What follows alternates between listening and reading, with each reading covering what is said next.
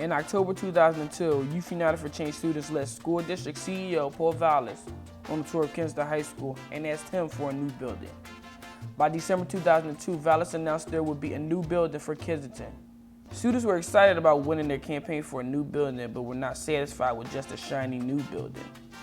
So they presented a plan to break Kensington into 4 small schools in front of Paul Vallis and 75 community residents in March 2003. Being a part of YUC, it helps like the students a lot, like to learn more about the schools and like what really going on in the school and like in our education, and like we have a voice in the say-so of what we want our education to be like. There were already community organizations that had been involved in working for small schools at Kensington, which was Youth United for Change, New Kensington CDC, and North Square Civic Association. New Kensington Community Development Corporation is obviously a community development corporation. We do housing counseling and energy assistance. We do housing renovation. We just recently did a 27-unit artist live workspace right next door to Kensington High School Annex. We do neighborhood organizing. We do economic development, and we do our land use management program, which has been a program that's been tremendous in turning around this neighborhood, in cleaning up vacant lots and getting them into different reuses. By April 2004, the Kensington High School design team was created to start the planning process for Kensington's small schools.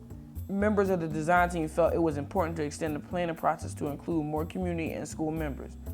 So the William Penn Foundation funded Concordia LLC and the Philadelphia Education Fund to lead the community in a 7-month community planning process.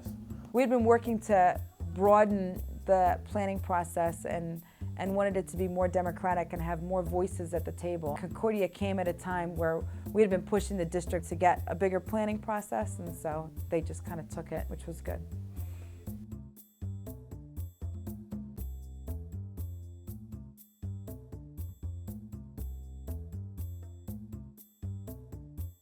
You know, over the past couple of years, we've been really involved in a planning process in the neighborhood. And I think that we tried really hard to make sure that everybody was included in the process. I know a number of groups came in the beginning and decided that it was too much work, or you know, it really wasn't something they were interested in, or that they had the time to commit to it. But I think everybody who stayed involved in the planning process really appreciates what we got out of it. Not to say that it was easy, because it wasn't, and not to say that it wasn't frustrating, because at times it was very frustrating. But you know, in the end, you know, people learned a lot more about the school and about the neighborhood and about what the needs of the community are.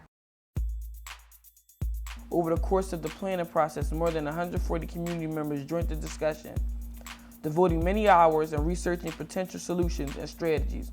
This process culminated in a planning report and a set of recommendations from the design team. From a mother of 5 children and a grandmother of 2, this has been mixed emotions.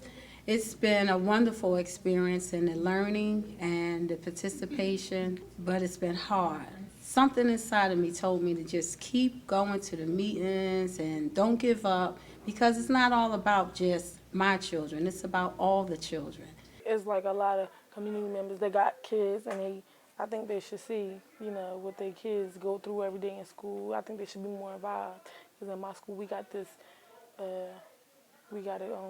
it's a little group called Green City Youth, and they like trying to green the community now. Roll that thing. Roll that chunky. Watch your hands, watch your fingers on the wire. Oh, careful, it's gonna go. Ow! Yeah. Okay. Then to make sure these recommendations were to be implemented and that the community would continue to be involved in the small schools process, members of the design team formed a sustainability circle. The Kensington High School students and the Kensington community have put a lot of hard work and time into the Small Schools campaign and the reconfiguration of their school. Students and community expect to continue to be a part of all the important decisions about their school. We are proud to announce that Kensington High School is now broken into 3 high schools: Creative Performing Arts, business and entrepreneurship, and culinary arts. We expect the new school building and the fourth small school themed social justice to be open in September 2008. Well, I'm really glad to see that we've broken down into the small schools today. We're going to ultimately have 4 small schools, the School for Social Justice, which I think is really going to be a catalyst for kids that want to go on to college and beyond. The Business and Technology School will be great for kids that just want to get out into business and don't have the wherewithal to go to college right now, but maybe someday. The Kappa School we're really excited about because that's going to be the new school, and you know, we're all hoping it's going to be state of the art.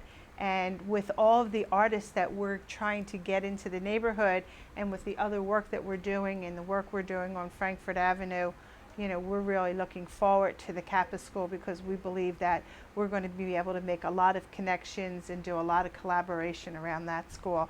And then of course the Culinary School has always been our little emerald garden, and we're really, you know, really happy to be able to working with them. Small schools can have a really profound effect if they're handled well. A lot of the research talks about when you have smaller schools, it enables the staff to make more connections with the kids. A lot of the research looking at kids dropping out of school is saying that, you know, these kids are feeling disengaged. They're not feeling a part of the educational program or connected to a lot of adults in the school. When you have a smaller school, it makes it easier to do that. So the idea, first of all, just getting more kids to actually, you know, like enjoy school and to actually graduate is something that will have a profound effect on the immediate community. And then long term, again, people who have higher skill sets really, you know, what does that mean to community? And I'm also a big believer in the idea of hope. And I think that when kids are in a big school where very few people are actually graduating, that the level of hope diminishes and the level of frustration increases. And so trying to make that cultural shift in the school and in the surrounding community, you know, schools they're the center of the community. You know, when they're not functioning well, it makes it hard for the community to function well. What do I see at Kensington 10 years from now? I think it will be more advanced, more challenging, and like the atmosphere will be more peaceful and like inviting, and the community will be more involved.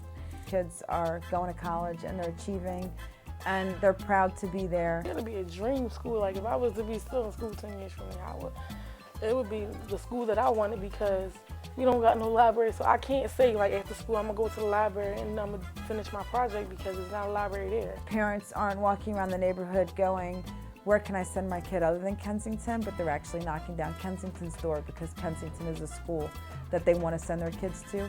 I see them just being leaders now. So I think that this process has been wonderful for them, and the experience is great.